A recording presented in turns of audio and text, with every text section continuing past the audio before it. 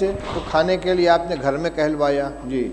فبعث إلى نسائه فقلن ما معنا إلا الماء نو گھر تھے، 9 گھر کے اندر سوائے پانی کے کچھ نہیں تھا جی.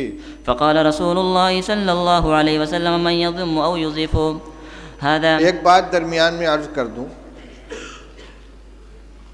مولانا سعد صاحب نے بھوپال میں تقریر کی ہے کہ دعوت اور تعلیم دونوں سنت کے راستے سے ہٹ گئے ہیں، اور مثال اور دعویٰ کیا کیا ہے کہ صحابہ کرام رضی اللہ تعالیٰ عنہ خود رسول اللہ صلی اللہ علیہ وسلم کے گھر کا انتظام کرتے تھے.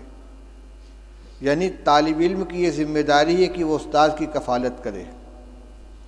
کہتے ہیں کہ صحابہ جنگل جاتے تھے، لکڑیاں کاٹ کے لاتے تھے، اس کو جلانے کے قابل بنا کر فروخت کرتے تھے، اور رسول اللہ صلی اللہ علیہ وسلم کے 9 گھروں کے اندر تازہ بکری کا گوشت روزانہ پہنچاتے تھے. یہ ہے یعنی بحیثیت استاذ کے کہ یہ شاگرد تھے اور استاذ کے گھر میں تازہ روزانہ بکری کا گوشت پہنچاتے تھے. اور ہم جو روایت پڑھ رہے ہیں اس میں کیا مل رہا ہے؟ اس میں یہ حضرت عائشہ رضی اللہ عنہ فرماتی ہیں کہ ایک چاند نکلتا تھا، دوسرا چاند نکلتا تھا اور تیسرا چاند نکلتا تھا، اور رسول اللہ صلی اللہ علیہ وسلم گھروں میں آگ نہیں جلتی تھی. اور یہاں آ رہا ہے کہ 9 گھروں میں حضور صلی اللہ علیہ وسلم نے آدمی بھیجا ہے، اور سب جگہ سے جواب کیا آ رہا ہے؟ ما معنا الا الماء، ہمارے پاس پانی کے علاوہ کچھ نہیں ہے. یہ کیا حدیث کی تحریف نہیں ہے؟ یہ ازواج مطہرات کے بارے میں جو بات کہی جا رہی ہے صحابہ کے بارے میں کہ روزانہ ان کے یہاں بکری کا تازہ گوشت صحابہ کرام پہنچاتے تھے، اور آج طلبہ کو کھانا مطبخ سے دیا جا رہا ہے اور اساتذہ کو تنخواہ دی جا رہی ہے، لہذا تعلیم سنت کے راستے سے ہٹ گئی ہے. یہ کیا مذاق ہو رہا ہے؟ یہ جتنے مدارس چل رہے ہیں، جتنے اکابر نے مدارس قائم کیے ہیں، تعلیم گاہوں کا انتظام کیا ہے، اصحاب صفہ نہیں تھے جن کے لیے صحابہ کرام رضی اللہ تعالیٰ عنہ لا کے انگور کے خوشے لٹکا دیا کرتے تھے، اور انگور اور کھجور کے خوشے لٹکا دیا کرتے تھے، اور ان کو اسی سے کھانا دیا جاتا تھا. وہ روایت نہیں آئی کہ رسول اللہ صلی اللہ علیہ وسلم مہمانوں کو حوالے کرتے تھے کہ بھئی اتنے کو کون کھلائے گا، جس کے گھر میں 2 آدمی کا کھانا ہو تیسرے کو کھلائے، جس کے یہاں 4 وہ 5ویں کو کھلائے. صدیق اکبر اتنے آدمی کو لے کر گئے، فلاں اتنے آدمی کو لے کر گئے. اور حضور صلی اللہ علیہ وسلم کے ساتھ جو تعلق تھا صحابہ کرام کا، وہ صرف استادی و شاگردی کا تھا کہ اس کو اور صحابہ کرام رضی اللہ تعالیٰ عنہ خود پیٹ پر پتھر باندھتے تھے، رسول اللہ صلی اللہ علیہ وسلم بھی پیٹ پر پتھر باندھتے تھے، 2 باندھتے تھے.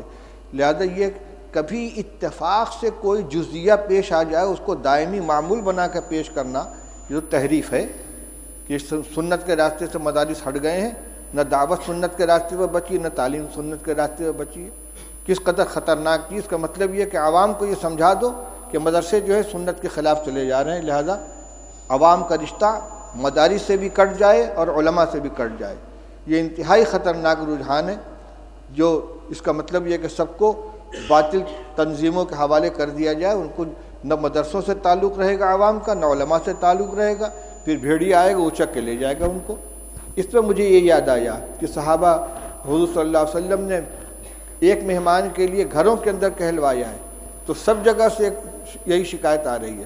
حضرت انس رضی اللہ تعالیٰ عنہ کی روایت پڑھ چکے ہو کہ بدبودار جس میں مہک پیدا ہو گئی تھی، ایسی چربی لے کر حضور کی خدمت میں پہنچے ہدیہ کے طور پر، اور کہتے ہیں کہ رسول اللہ صلی اللہ علیہ وسلم کی 9 ازواج مطہرات تھیں اور کسی گھر میں کھانے کو نہیں رہتا تھا.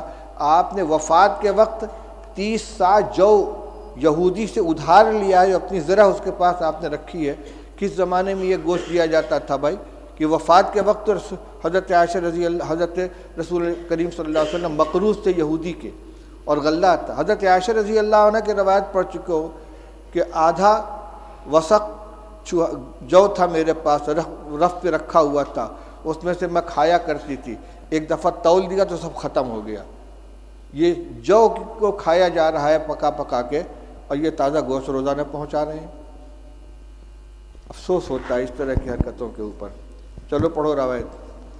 فقال رجل من